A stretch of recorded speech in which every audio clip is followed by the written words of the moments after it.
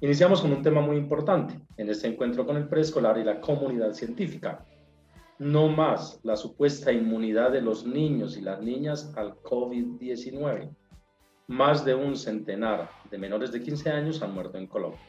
Para eso quiero saludar al doctor Orlando Acosta, profesor de la Facultad de Medicina, doctor en Filosofía y Virología Molecular, y obviamente a nuestro compañero también Alejandro León, asesor del CEI de la ADE. Alejandro, buenos días. Buenos días, Armando, ¿cómo estás? Buenos Bien, días bien, a ¿qué toda más? nuestra audiencia. Armandito, rico verte nuevamente por estos lados, Muchas en el gracias. programa.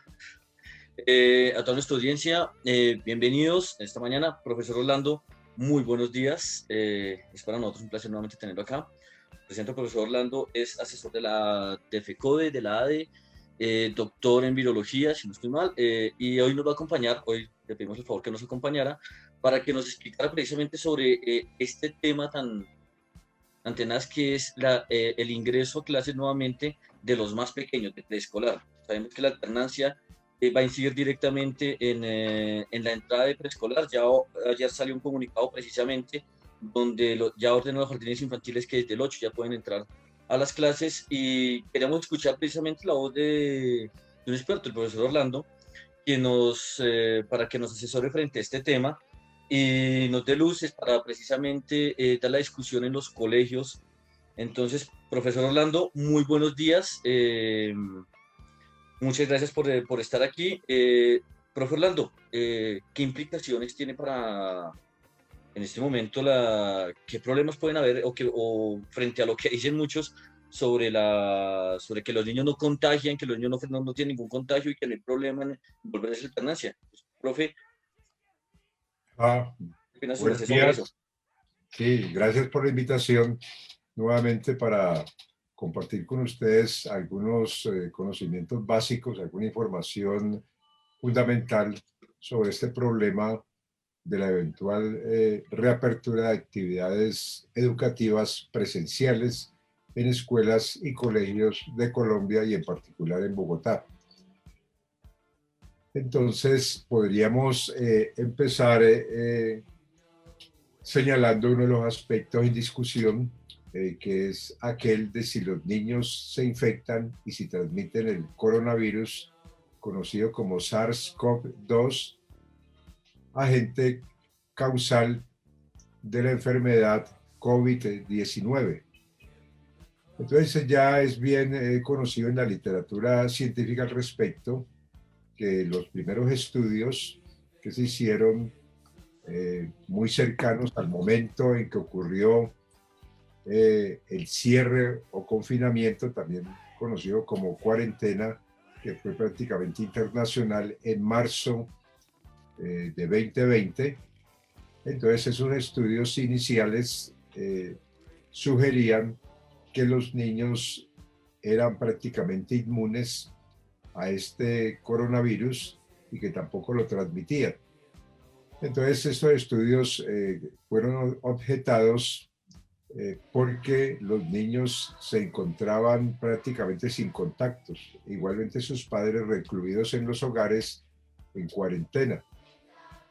Estudios posteriores ya resolvieron esa duda y pues son claramente indicativos que los niños mayores de 10 años eh, se infectan igual que los adultos y también transmiten el virus de manera similar a los adultos.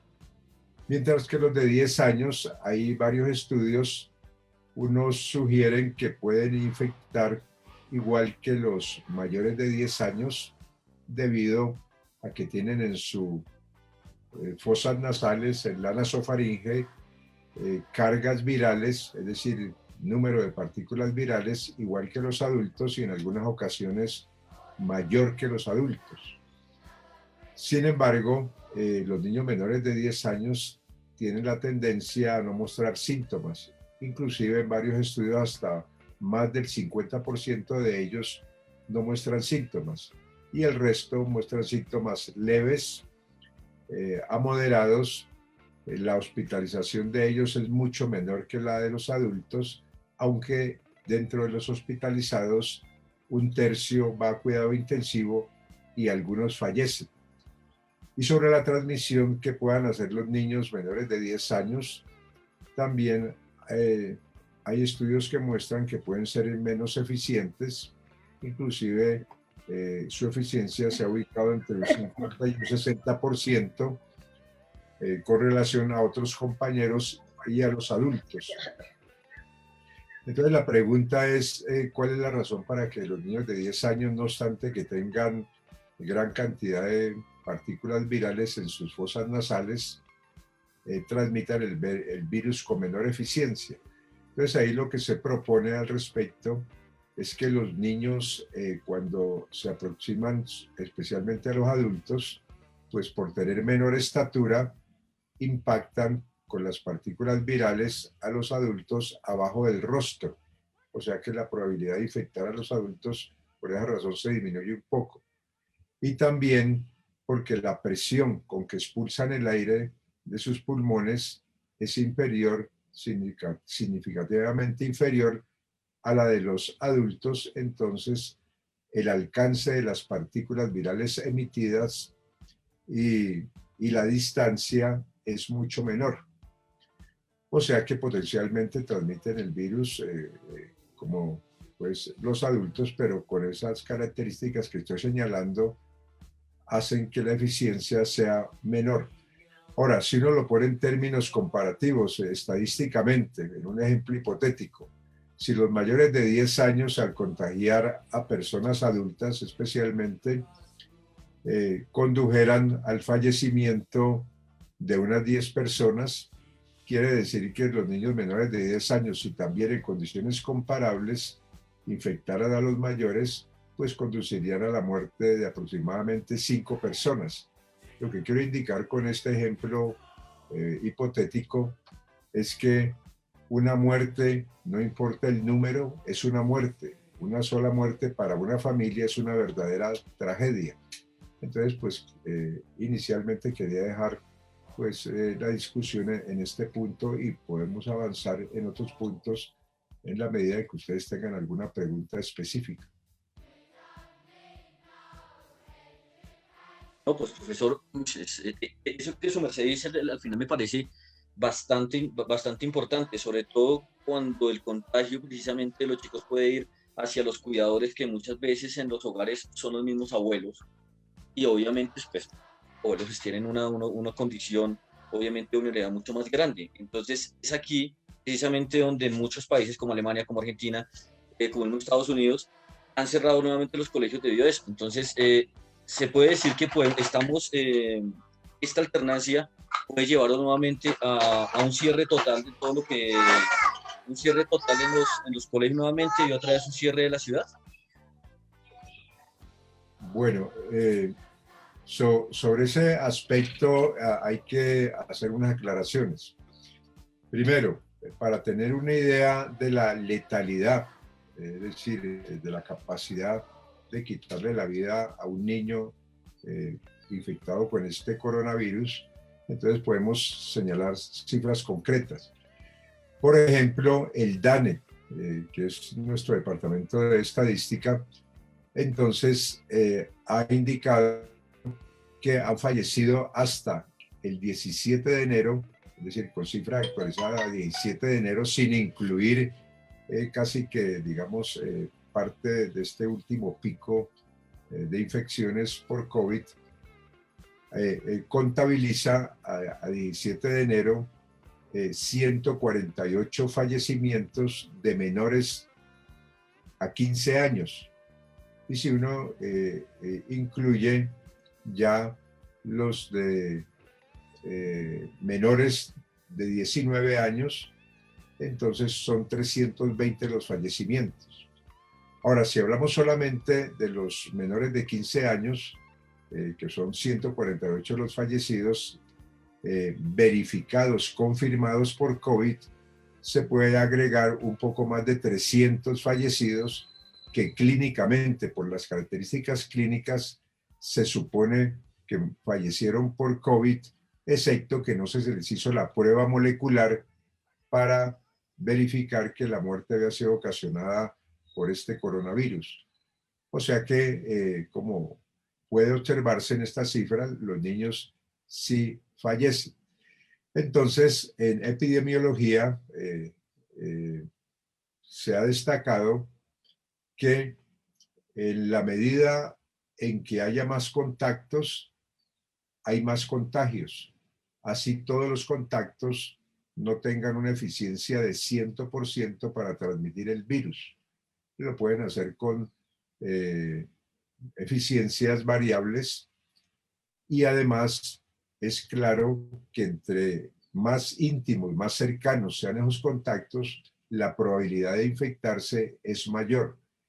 Y además, si esas aproximaciones o contactos ocurren en espacios cerrados donde el aire no se renueva, entonces la probabilidad de contagio aumenta. Entonces, de ahí la preocupación de que si en un salón de clase concurre un determinado número de niños y hay alguno que pueda estar infectado, y además, dependiendo de la calidad del tapabocas que utilice, puede estar inyectando al aire partículas virales que pueden quedar suspendidas por varias horas dependiendo del tamaño de estas partículas. Entonces, de allí que una de las exigencias en el evento de que hubiera reaperturas, además de otras exigencias, es que haya una circulación del aire que en general es con dispositivos de ingeniería para que ese aire al salir de los espacios escolares no vaya, por ejemplo, a impactar al vecindario o dentro del mismo colegio a otros espacios, a los corredores, por ejemplo, si estamos hablando de extraer el aire de los salones, entonces es todo un diseño que requiere inversiones. La sola apertura de las ventanas tiene riesgos en el sentido de que depende si hubiera aire, a qué velocidad ese aire entra y sale del salón, en qué medida diluye eficientemente esas partículas virales que se puedan estar acumulando. Por otra parte, sobre los tapabocas preocupa su calidad.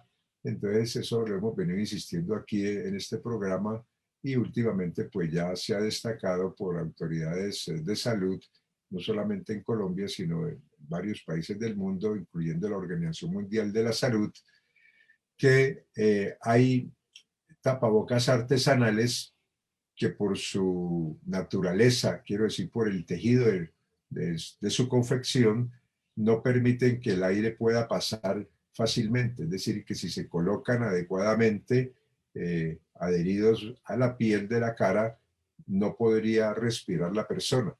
Entonces acude la persona a colocárselo de manera más relajada, es decir, con menos presión, y quedan espacios relativamente grandes, muy grandes comparado con el tamaño de las partículas virales, especialmente a los lados de la nariz, o sea que el aire, si alguien está infectado, se expulsa por esos espacios, y si alguien que no está infectado toma aire del exterior, donde haya partículas virales, también pueden entrar a través de sus fosas nasales especialmente. Entonces, por eso se ha recomendado que deben ser de cierta calidad, es decir, aprobados por la autoridad competente, en el caso nuestro por el INVIMA, son los denominados quirúrgicos, que tienen un color como azul por un lado y por otro lado un poco menos azul, y deben colocarse apropiadamente. Por eso, en algunos países donde ha habido aperturas transitorias de escuelas, es el Estado o el gobierno quien ha suministrado masivamente estos tapabocas desechables. Entonces, por esas razones que estoy exponiendo y otras adicionales, pues los riesgos de una apertura sin el cumplimiento cabal de las medidas de bioseguridad, pues es altamente riesgoso. No quiere decir que las escuelas hayan sido el origen de la pandemia, es decir, que aparecieron lo que se llama el brote o los brotes en las escuelas y después invadieron la comunidad. Todos los estudios lo que muestran y reafirman es que la escuela es parte de la comunidad, y en la medida en que la comunidad esté exacerbada la pandemia, igualmente lo estará en la escuela. Es decir, que al ser la escuela parte de la comunidad, si se está interesado sinceramente en proteger a las escuelas, hay que proteger a la comunidad con las medidas de mitigación más apropiadas para de esa manera disminuir la dinámica de la pandemia a unos niveles que constituyan el riesgo más bajo posible. Doctor Orlando, Sí, de ser Alejandro, por favor, adicional. Profe Orlando, muchísimas gracias. No, qué pena tener que cortar, pero su merced sabe que el tiempo en radio es muy valioso, es muy corto. Su merced lo que nos dice es súper valioso, súper importante. Realmente creo que esas son cosas que tienen que tenerse en cuenta por los colegios privados, por los colegios públicos, y me parece que es importante tener en cuenta estas consideraciones que su merced nos dice. Muchísimas gracias por esta gran ilustración, y esperamos contar con usted nuevamente para otro espacio precisamente para hablar de estos temas que son muy importantes para la comunidad educativa y sobre todo ahorita en el tema de escolar y en este ingreso seguro. Muchas gracias, profe Orlando. Bueno, y gracias a ustedes por la invitación. Hasta luego y feliz día. Hasta luego, profe. Muchas gracias. Gracias, doctor Orlando. Alejandro. Bueno, para terminar en este espacio, para no demorarnos mucho, precisamente hacer una invitación. El miércoles tenemos círculo pedagógico del 6 de la ADE. Este miércoles a las 5 de la tarde, entonces para hacer la invitación, a todos y a todas, para que nos acompañen en este espacio. Vamos a hablar precisamente de esta alternancia, vamos a hablar de los sentires, de los saberes. Nuevamente esperamos a ver si podemos contar con el profesor Orlando. Vamos a tener otros invitados, vamos a dejarlo como sorpresita para que lo vean en el flyer. Y bueno, nos vemos el miércoles. Y muchísimas gracias, Armandito. Muchas gracias. Gracias.